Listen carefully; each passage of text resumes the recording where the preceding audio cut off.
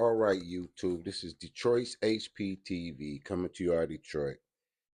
It's Sunday the 24th. It's 6:04 in the morning. So let's talk about what happened in Russia. In Russia, a music hall for a concert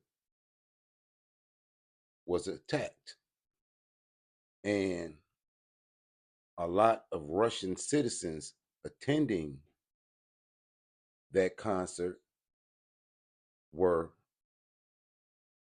unalived. And there's footage, and there's going to be some coverage on this story, but it's going to be filtered, and you're going to have to really have a discerning eye to see what's going on, to see why would these foreign nationals do an attack on Russian civilians at a concert. Maybe us as Americans, we don't care, but there's a message in what happened to us, because how long have our borders been open? We have 10 million immigrants who came here illegally. Majority of them are of military fighting age, and a lot of them are from China. This country, they always say that China is America's biggest enemy. So it behooves me to think that why would you let so many military age immigrants from China come into this country? It was not too long ago that they found out that the Chinese government was running their own police forces in New York, clandestine. Now, these world's events that we're seeing as it moves closer to the election, we got to pay attention. We have to be vigilant, because we have to ask ourselves, are we safe going anywhere? Has our country been compromised? Because it seems like our government is involved in a whole lot of things that the American people don't want to be a part of. You know what I mean? We didn't give consent to participate in these things going on overseas, but they will ultimately affect us.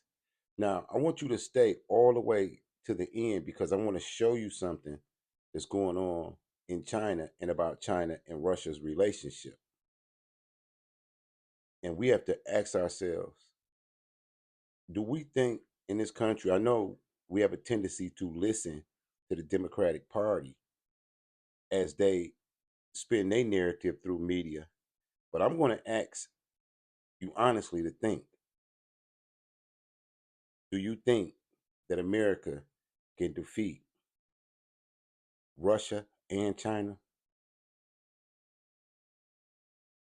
And what about if we become engaged in a conflict with Russia and China? What would all the other enemies that our government has created for us do? Will they sit by and watch us slug it out with Russia or China?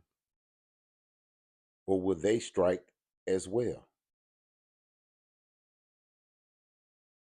Now, I'm going to do a reaction to this story coming out of MSNBC. And this new black guy they got on there. And he's typical for anyone dealing with MSNBC and CNN. He's going to speak the company line, and he's going to put sway, and he's going to put his spin on what happened in Moscow, as if that's not serious. Vladimir Putin is a very serious man. He's not like Joe Biden. You know what I mean? Look at him and look at Joe Biden. You know what I mean? On a whole nother level, look at the Russian people and look at how divided the American people are. They were so mad when Tucker Carlson did the interview because they want one narrative out there. But I want you to watch this narrative spent by MSNBC, and then I'm going to show you something deeper as it relates to this. So this is for fair use under the 1976 Copyright Act, for education, commentary, and the First Amendment. Check this out.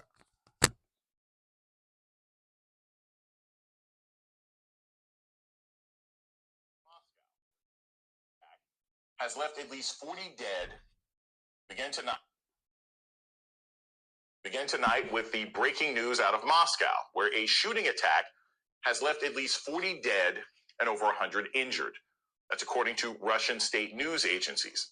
This is what we know right now. The attack occurred at Crocus City Hall, a large concert venue northwest of central Moscow. Warning to our viewers, we are about to show some disturbing video. You're now seeing the inside of the concert hall where at least 3 men in camouflage broke in and opened fire, shooting an unknown number of people. Russian officials say several of these gunmen fired automatic weapons at the crowd. A fire also started inside the venue. Firefighters have evacuated about 100 people from the basement of the buildings, and efforts are underway to rescue people from the roof. Who committed this and why is still very much unknown. Islamic State, as ISIS, has claimed responsibility, but without providing proof for the attack on the concert venue. Their claim came from an ISIS-affiliated account on Telegram. NBC News has not yet verified the claim, but Russian officials said they were investigating the attack as a terrorist attack. Let's bring in Michael McFaul, former U.S. ambassador to Russia, Peter Baker, chief White House correspondent for the New York Times, who previously was Moscow bureau chief for the Washington Post, and former CIA director John Brennan. Thank you all, gentlemen, so much for joining us this evening. John, I want to start with you on this. The idea that ISIS or someone in control of the ISIS Telegram account has claimed responsibility for this, how credible is that, just from your experience? And what would be the motivation for ISIS to commit this kind of terror attack in Russia? Well, it's a very credible claim, especially given that the U.S. Embassy issued a public warning earlier this month about extremists planning to carry out attack. And that term extremists usually... I'm gonna interject there. Now, what they just said was that American intelligence warned them that there was a coming attack. Now, us as citizens, we've seen this. You get a warning that you're going to be attacked, but then you don't take any preparations to thwart the attack. You know what I mean? It's like you have these so-called enemies of the state that you've labeled, but then why open your borders? You know what I mean? We use this term freedom as it relates to other nationalities and foreign nationals and people from other countries having the same freedoms as citizens, which makes no sense. Because if I don't have a driver's license, I don't have the freedom to drive as another driver. If I get pulled over without a license, I'm going to be arrested because I don't have that freedom or that privilege because I didn't go and get a driver's license. So these freedoms that they give these people that infiltrate and come across borders, to me, it doesn't make sense. But listen. To these fanatical Islamist groups. And ISIS-K, which is the one believed to be responsible for this, has long felt that the Russians have bloodily suppressed the Muslims in Syria. Now I'm going to throw a wild card in there. Isn't it still Ramadan? If I'm not mistaken, it's still Ramadan, which It's weird. You know what I mean? Over there for it to be Ramadan, and the so-called Muslims is still striking out in these type of attacks. In Afghanistan and in the Caucasus as well. And so, therefore, I think Islamic militants, it's very believable that they were the ones to carry out this attack. The fact that they just mowed down individuals, and clearly it was an effort to try to cause havoc and kill as many people as possible. And so, therefore, I do believe that we're hearing at least some initial reports, including from some American officials, that it was ISIS, which is a large group now. It has a number of umbrella groups underneath it that really was from Afghanistan, from Pakistan, in that area. And it looks as though that this was planned for quite some time because they were able to defeat Russian security services and carry out this attack. Ambassador McFall, it's both shocking and surprising to see this sort of attack happen within Russia. Almost immediately, we heard from an aide from President Zelensky in Ukraine tweeting out, Ukraine certainly has nothing to do with the shooting, explosions at Crocus City Hall, Moscow region Russian. It makes no sense whatsoever. Just strategically speaking, obviously it makes sense for the Ukraine to immediately come out and disavow any sort of association with this. Is that something that we can find credible right now? Is it something that they're just saying because they need to say this, or would it really be foolish strategically for the Ukrainians who are in a very bloody battle to resist Russian aggression to be anywhere connected to something like this? Well, I think it's very credible, and it's consistent with the pattern of the way that Ukraine is fighting Russia and the invading forces in their country right now. They're doing whatever it takes to try to fight back. If they're doing whatever it takes to try to fight back, then why do you put that past them? You know what I mean? War is war. These people, they're spinning the narrative to try to keep us so totally in the dark that we let our guards down and we don't be vigilant as American citizens. Listen to what they're saying. They know about it, and this is credible, but we don't believe this because these people, they fight fair. They're not like those other savages. You know what I mean? That's basically what they're saying. They are striking targets inside Russia, what they consider to be military targets, and I believe that to be true. But they have never done terrorist attacks, at least to the best of my knowledge, against Russians anywhere. And therefore, this is consistent with them not doing that. I would just underscore that that's opposite from the way that the Russian government fights inside Ukraine, where they are terrorizing Ukrainian civilians all the time, including just last night in the capital city of Kiev. But Ukraine does not fight that way. And now that we have, ISIS-K taking credit for it, I think that, until proven otherwise, it should be the working hypothesis. And those Russians, including some former officials that immediately blamed Ukraine, that to me was a very shameful act. Ambassador, I just want to follow up with this. I looked up a little bit about the group that was performing. It's He says it's a shameful act.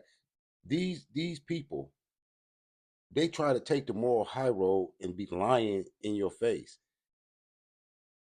He said he doesn't know what they're capable of. He doesn't know anything about how they fight. But he wants you as the public to think, oh, they would not do such a thing because we fund them. And if we fund them and they did that, then that means we have a part to play in it. Are you following what I'm saying? So if the citizens of Moscow can't go to a concert, what does that look like for concert goers in New York City and in Chicago and in Detroit and in other parts of this country? If everybody's playing dirty and you have bad actors from all over.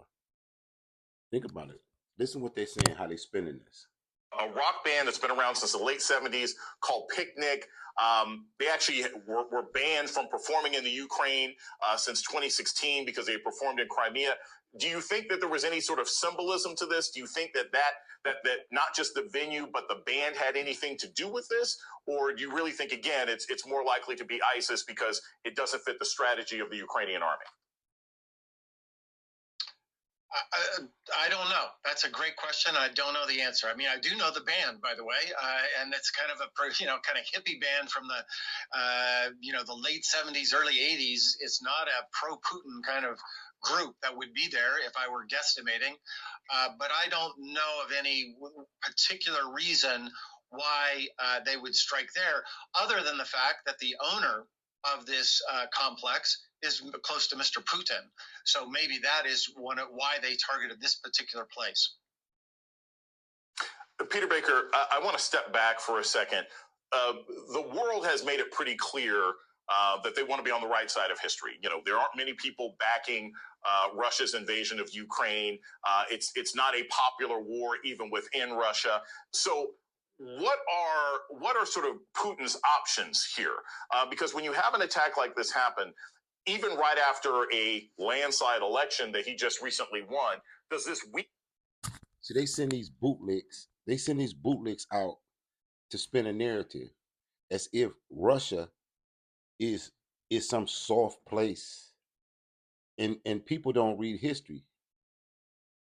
Russia has stopped all invaders in that country. Russia is the ones who actually stopped Napoleon Bonaparte. Read your history. Napoleon was taking over all of Europe until he tried Russia. Then let's move it up. Adolf Hitler was taking over all of Europe until he attacked Russia. Russia defeated Germany in World War II.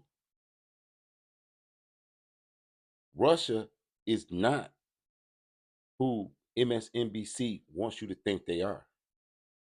And to me, it's disingenuous to put that out there like United States could really win a battle against Russia and China. And they will fight together. I've read and studied a lot of history. My major is political science. And I've seen a lot of history relating to these wars that they fight in Eastern Europe.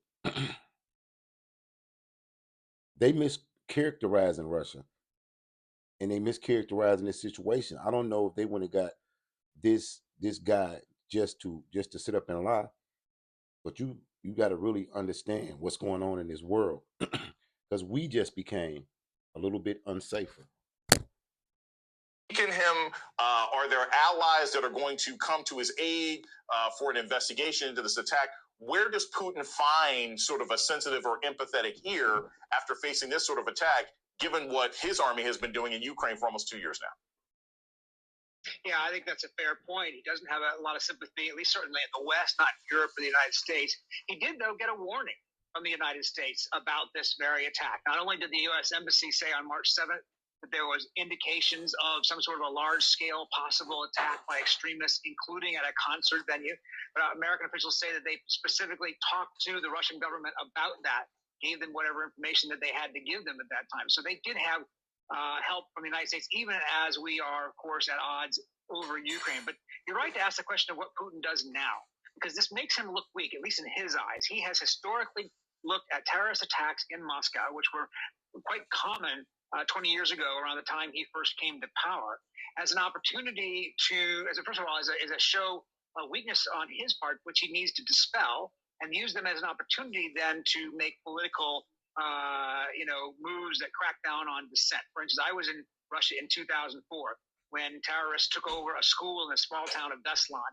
And the first thing that happened after 330 people died, including about half of them school children, the first thing that Vladimir Putin did after that was to, first of all, he blamed the West. And second of all, he canceled all elections of governors from then on, not just governors in the region where it happened, not just temporarily, but all across the 11 time zones of Russia. Why? Because it was an opportunity for him to say, we need more central control from the Kremlin in a country where such a terrorist attack could happen. You can easily see him using this as an excuse to further clamp down on dissent. There's not a lot of room for dissent as it is in Russia right now. He spent 20 years getting rid of that, but that would be his natural playbook looking at history. Former Director Brennan, I want to go back to this idea that Putin had a warning, right? That even the United States said, hey, look, this could potentially happen. You're in danger, et cetera, et cetera. Just for the uninformed and uninitiated, we are on the opposite side of Russia. We are defending Ukraine. The Russian Federation is still considered a problem. There's no issue. There's no question there unless you happen to be a certain kind of Republican. What is the incentive? What was the incentive of the United States to give warnings on terrorist attacks like this to Putin's government? And the fact that this came true, does it in any way thaw relations? Are there any sort of undercover thank yous that are occurring? Or do the Russians just sort of ignore this and say, well, you warned us about something, but that just makes you suspicious in our eyes? The U.S. intelligence community takes very seriously its responsibility that's called duty to warn. If the U.S. intelligence gets information about planned terrorist attacks against targets around the world, and it's credible, it's reliable, and especially if it's specific, which this was, we will share that information with the foreign services, the security and intelligence services. And clearly there was some significant specificity to this when there was reference to concert halls and in coming days. And so the timing of this warning, I think, was very much on target in terms of what happened here. I'm sure it was passed to the Russian security services. I don't know what the Russians did with it. There is a regular channel between U.S. intelligence and Russian intelligence to share this information. And so therefore, I don't know any additional information that might have been shared to the Russians. But I think, and picking up on what Peter said, I think what the Putin regime will do is to point fingers to a foreign hand in this and to blame outsiders for what happened here. But clearly, the U.S. intelligence had reliable intelligence either from human sources or from technical means that gave them the insight in advance for this attack. And it's quite unfortunate and regretful that there wasn't measures taken to prevent this attack from taking place.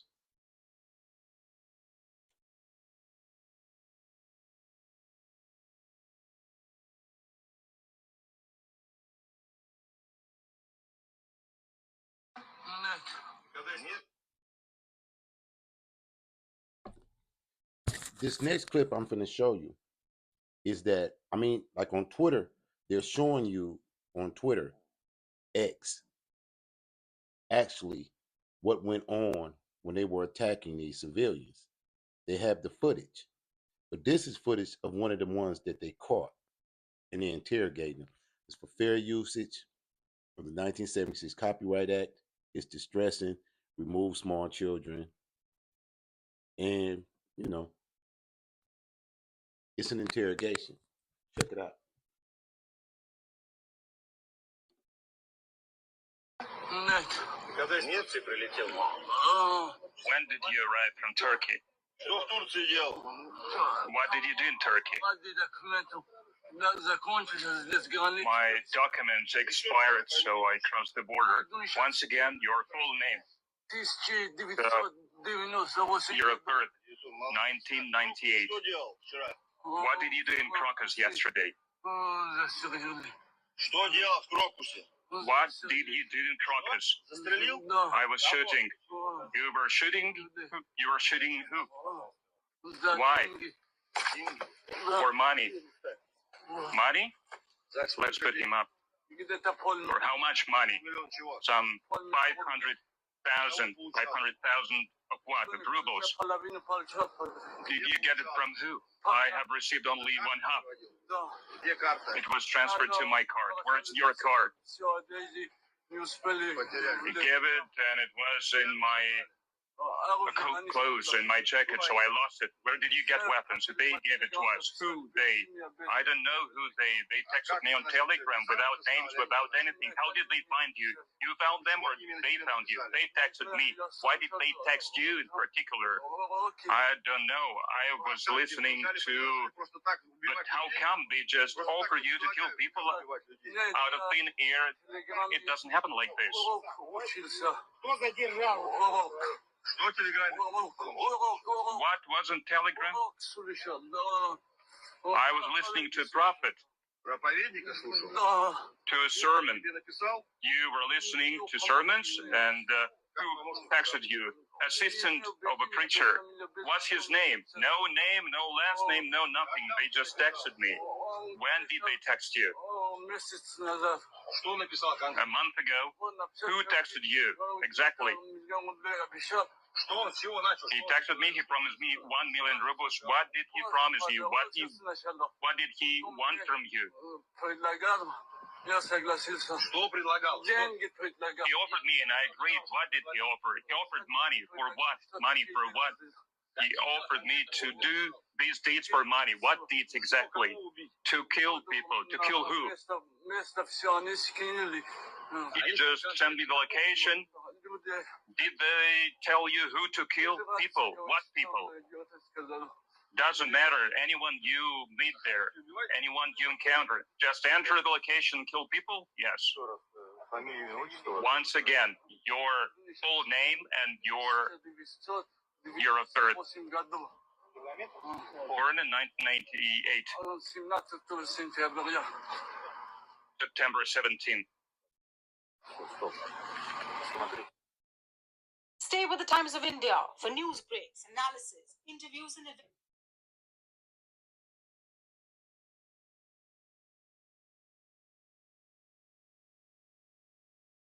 An important guest has arrived. The Supreme Leader. Now you seen that where they caught him and they questioned him. He seems to be all right now, but you know he's going to get really interrogated. He's going to tell everything that he knows once they get him away from that camera, as they should. You know what I mean? You know, because allegedly he's attached to those extremists. They're going to find that out. But I'm going to end on this last clip. I want you to check this last clip out.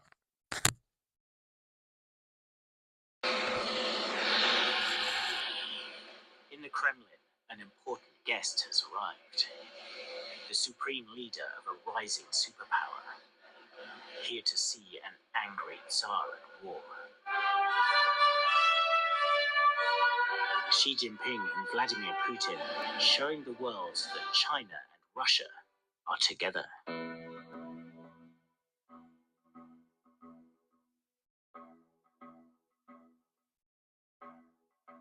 Their militaries work together. Their economies work together. Their diplomats work together. And despite Russia's war on Ukraine and all the turmoil that it's causing, China is doubling down on this relationship. Check out what Xi said to Putin as he left the Kremlin, speaking through his translator.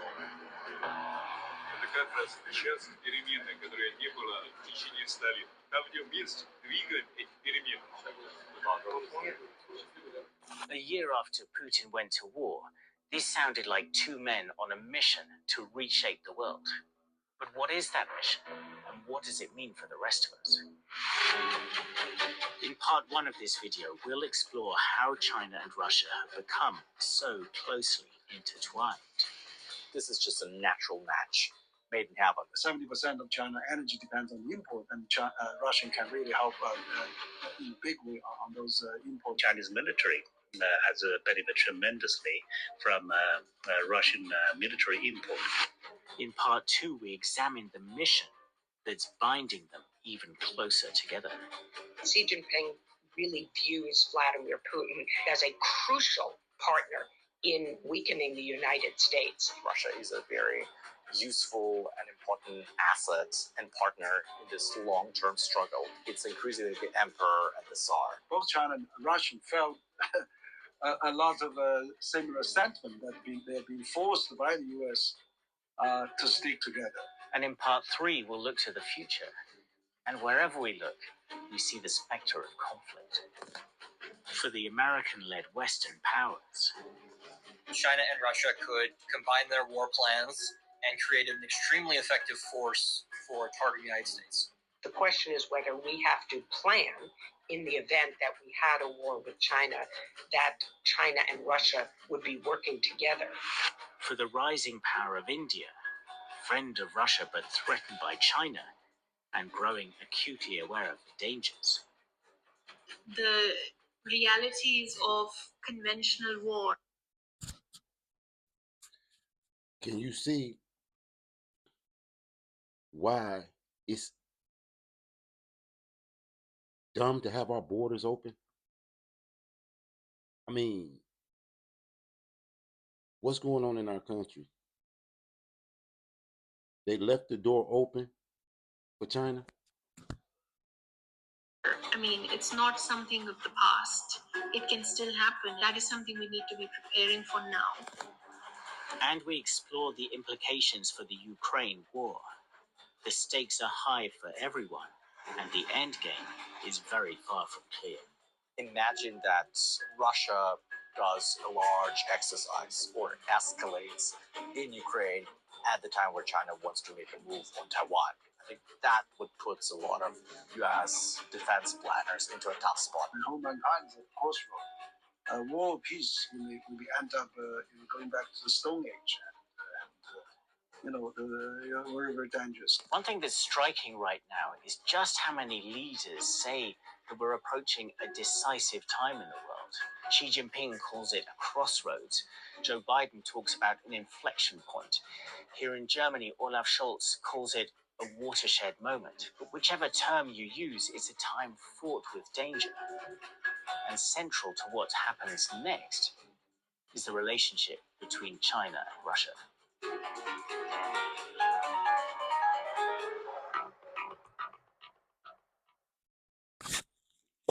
I'm gonna put the rest of that in the community section.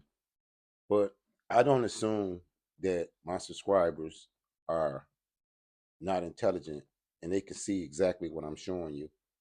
And we have to stay vigilant, we have to stay prayed up, and we have to be watchful because it's a lot of things going on behind the scenes that the general public is not aware of. You know what I mean? They've been fed misinformation consistently. You know what I mean? About who people are and their positions in the world. You know, it's almost like our leaders have ready-made bunkers to go hide while we deal with the fallout from their dirty politics. You know, I'm gonna end on this note this Sunday morning. Salute to all patriots. You know what I mean? Stay vigilant, stay prayed up. Don't accept everything what you hear at face value. Do your own research. Sounding to y'all Detroit. Keep y'all head on the swivel. Stay safe. Peace.